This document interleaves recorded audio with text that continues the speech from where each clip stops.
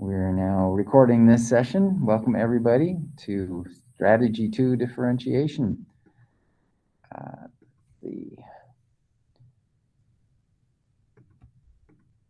Our overview, just the first thing that we're going to take a look at is just a reminder that there is a DPS definition of what differentiation is and how it is, how important it is in the evaluation of your work as a teacher in the LEAP framework.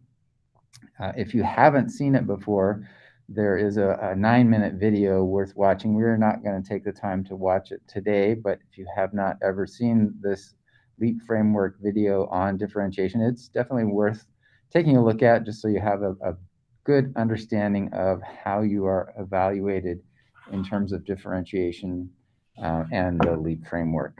Also on this slide are a couple of additional resources. One is a nice short video, and another is a good resource from EdWeek. So I encourage you to take some time at some point to watch that video and take a look at the other resources.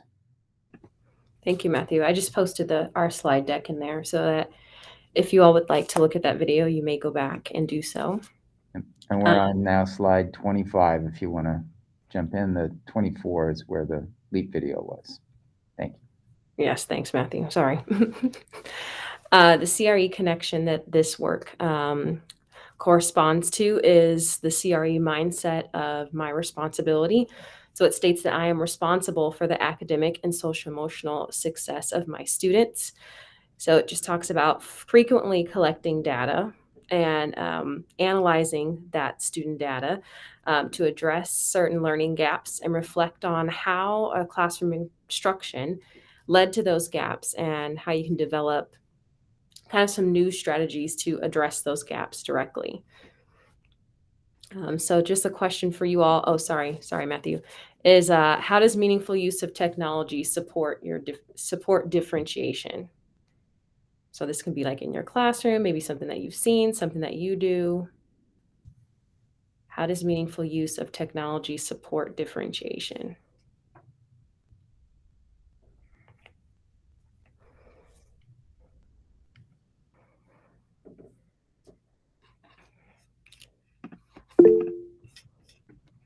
Roy put in allow students to be doing different things. Yes, absolutely. And we'll be talking about that in more detail, Roy. Thank you for that. Next slide. Thank you, Matthew. Differentiating the content. Differentiating the content just basically means, the content comprises of the knowledge, concepts, and skills that students need to learn based on the curriculum. So some ways that you can differentiate are like having students in different groups, exploring the numerical properties of skip counting. That's if you're doing math. Another aspect would be having students explore different concepts as far as like viruses, bacteria, and teaching, and then teach with their focus content to the rest of the class. So that's really nice because then they can learn from each other. And another example is in a geology unit, students have opportunities to choose their content focus based on their own interests. So if they want to pick volcanoes, they can pick that, or underwater mountain ranges. And here's some other ideas. Erica put that technology can provide students with their own level tasks. And Leslie put, you can use technology to integrate and support differentiation by sending different scaffold assignments through Schoology. Absolutely. We're going to show you how to do that through Seesaw today. And also give students work tasks that are level specific. That was from Kathleen. Thank you for those responses. All right, so another way to differentiate is by thinking about the process. One way to do that is by using tiered activities, which learners use to work through the same important understandings and skills, but they proceed with different levels of support, different challenge, or different cognitive complexities. So you can vary quite a bit of different things that way. Another way to do that is to provide personal agendas, task lists, so that that works a lot with taking the amount of time, the fourth one down at the bottom. Some students finish activities much quicker than others, and some students require much more time to complete a specific task based on the challenge or supports or complexity involved in the task.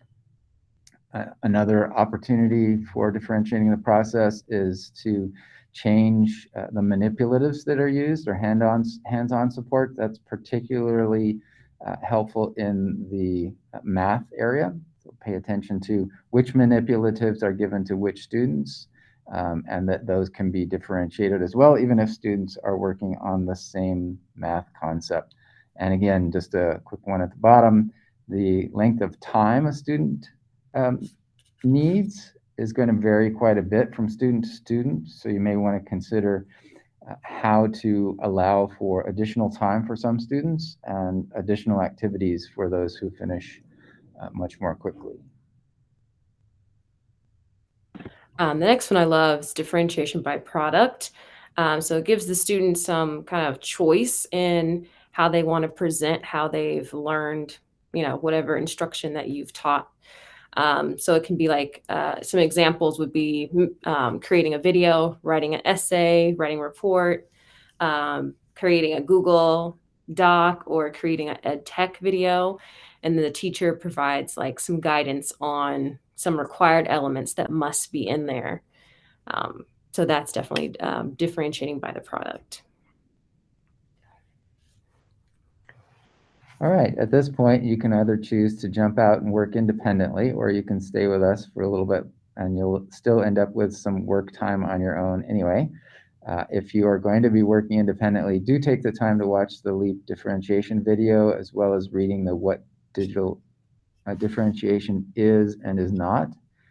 That's linked over on the right side on slide 29. You'll need to design or assign a differentiated learning activity for your students. Remember that there are tools that we are looking at today specifically. These aren't the only ones that you can use, but the ones that we're going to be working through are Seesaw, Read and Write, the Chrome extension, and using voice typing in Google Docs. So if you're going to jump out on your own, you might want to just mute the meet and turn off the camera. We'll be returning back to the main room at 11 o'clock. We'll be returning here. Jerry, do you think we should return back here or just come back to the main room first? I'd say the main room. The main room. All right, so we will be seeing everybody back at the main room at 11 o'clock. If you're going to work independently now, go ahead and jump out. If you're going to stay with us, here we go with the next slide. Yes, I'll be showing some Seesaw, how to individually assign some assignments, and how to tag activities with skills, and also how to add like audio, video to activities, if that's okay. Let me share my screen, sorry. Thank you, Matthew. I forgot you turned it over to me. All right, this is my classroom, sorry. This is my demo class. I've got a couple classes in there. I used to teach first grade last year. So I love Seesaw. Here you can go to the add button. You can do assign activity.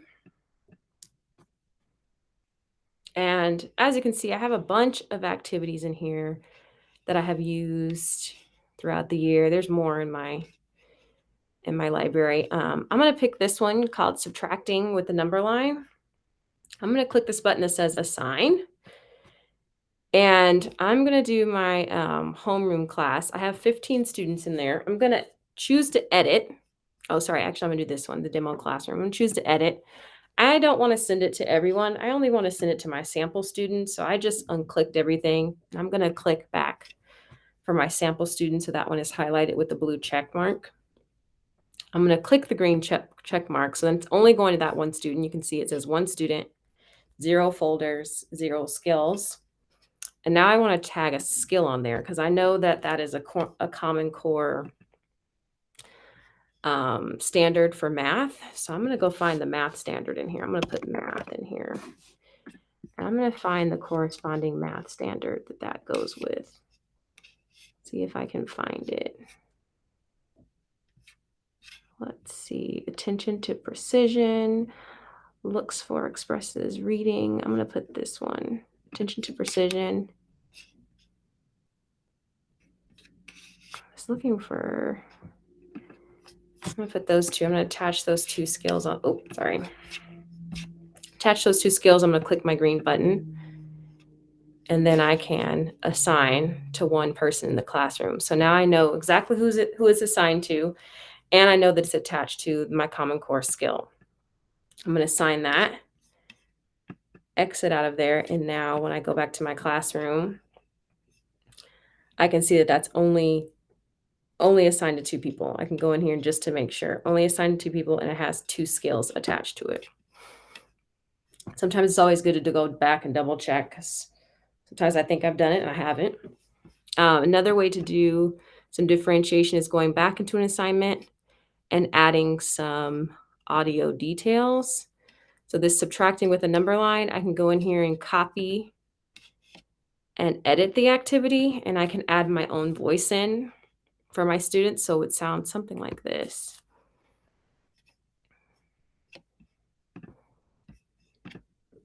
Hi students, this is Miss Hunter. Today I have an assignment for you where you will be subtracting with a number line.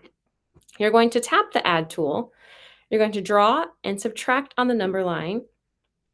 And when you're done, make sure that you submit. So those are going to be my verbal instructions for students. And if I click save, I can save it for them. And if they want to use this template, they can. But also there's an option once they go in on their end as a student that they can put up a video. So if they want to draw it, if they want to draw their own number line, they can, which is kind of awesome. I really like that.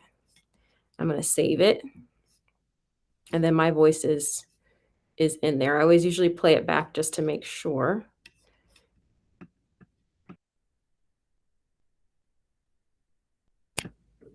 Hi students, this is Miss Hunter. Today I have an assignment for you where you will be subtracting with a number line.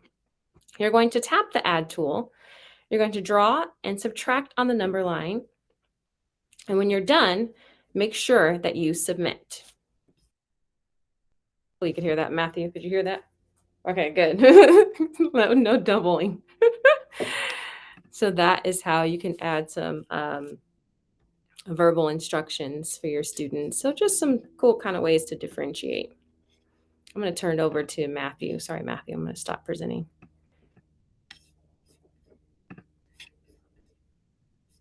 Thank you, Matthew.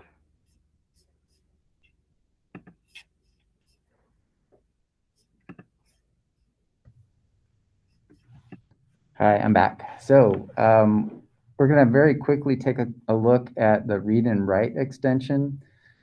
This is an extension that is pushed out by the district. It's a little puzzle piece with an RW on it. It is not the full version of the read and write extension. You can get that though for any student in an MLE, any MLE student or any student with an IEP. The link for that is included on slide 32. There is an extensive list of tools, as you can see on this page. I'm not going to demo all of these because that would take quite a long time to see how these work. All students do have the free version though, which allows them for text-to-speech, and that we'll demo here just shortly. I'm going to share this other tab instead. And great. So I'm on the same slide. I'm going to turn on my read and write by clicking the little icon. Teachers can also request through read and write of the full version if they want. And if you'll notice, if I just highlight this, it's going to highlight the first sentence. And I'm going to mute myself.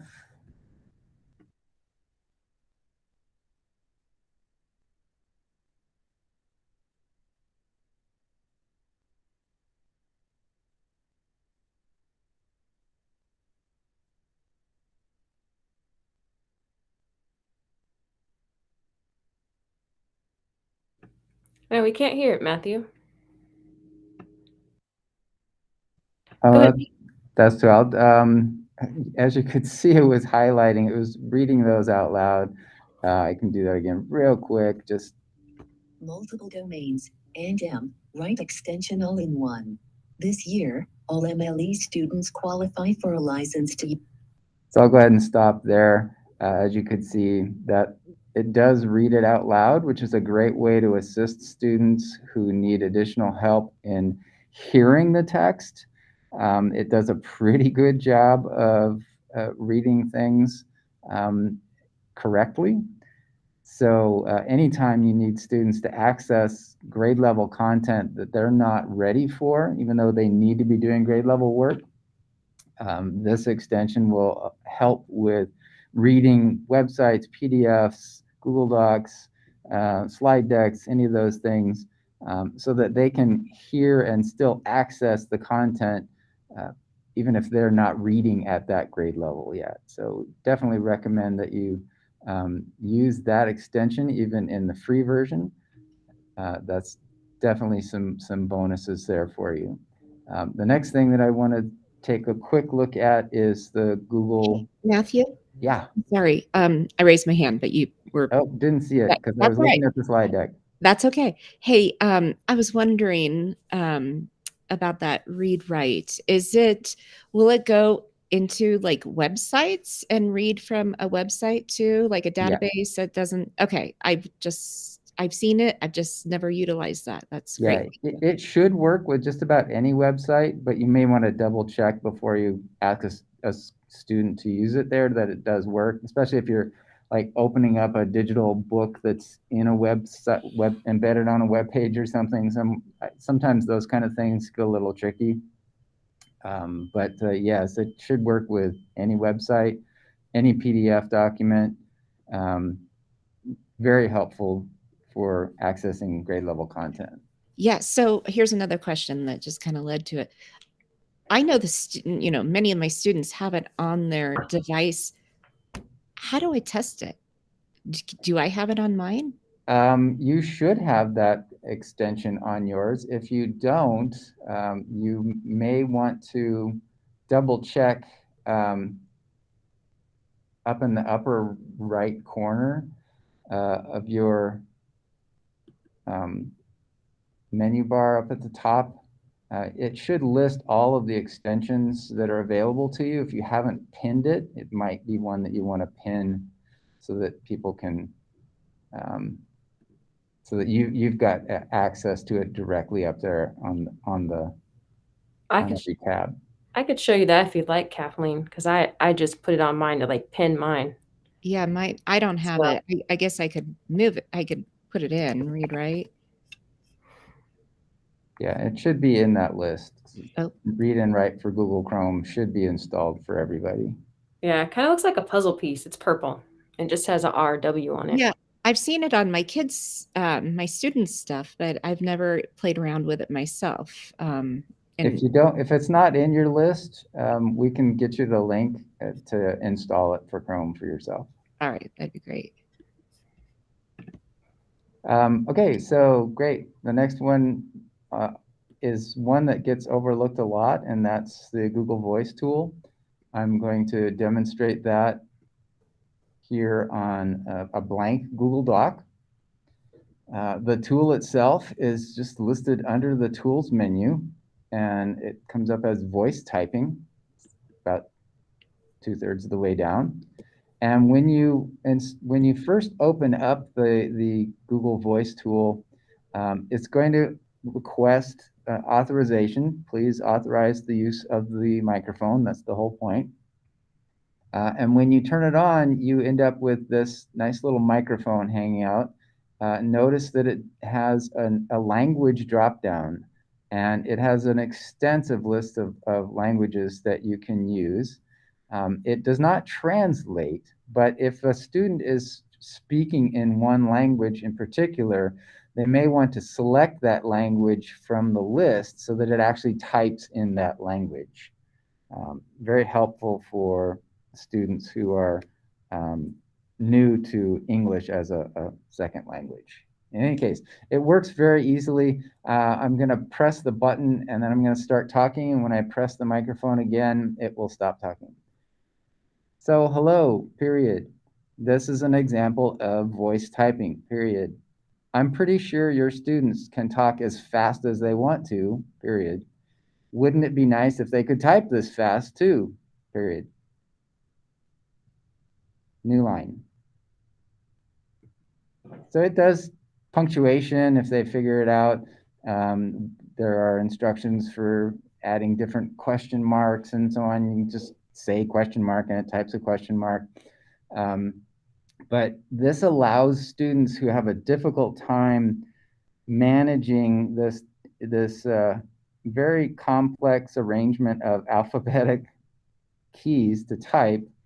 And it also types all of the words they're saying pretty correctly. It's a pretty good translator from voice to text, which students can then go back into and change or rearrange or delete or retype by voice typing at any time.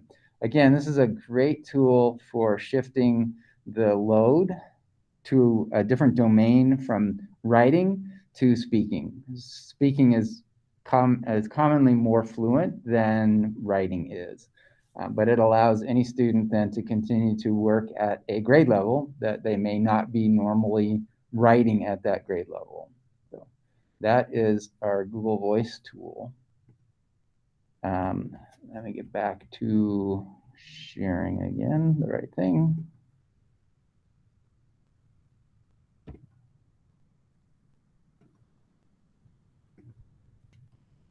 Great. Any questions about Google Voice tool?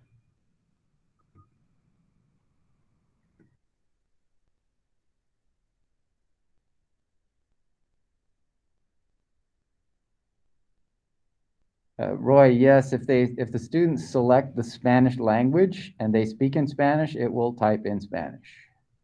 It doesn't translate from English to Spanish. You could use Google Translate to do that, but yes, it will. It has dozens and dozens of different languages. Students can, if they can speak it, it will type in that language for them.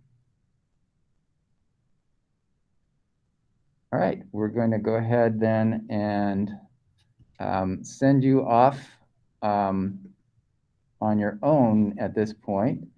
We're going to ask everybody to actually join the original session, not this session again, at 11 o'clock. So you have some time now to spend on your own creating a differentiated assignment, and that could be differentiated by the different areas that we mentioned earlier, using any of the tools that you've seen today. But you now have about 40 minutes, 39 minutes of time on your own to put together a differentiated assignment. And we'll be hanging out here in case you want to come back and ask questions. And thank you, Zuri, for putting in the link to the original room, which we'll do at the end at 11 o'clock. So thank you for joining us. I'm going to go ahead and stop the recording at this point, and we'll hang out if you've got any questions.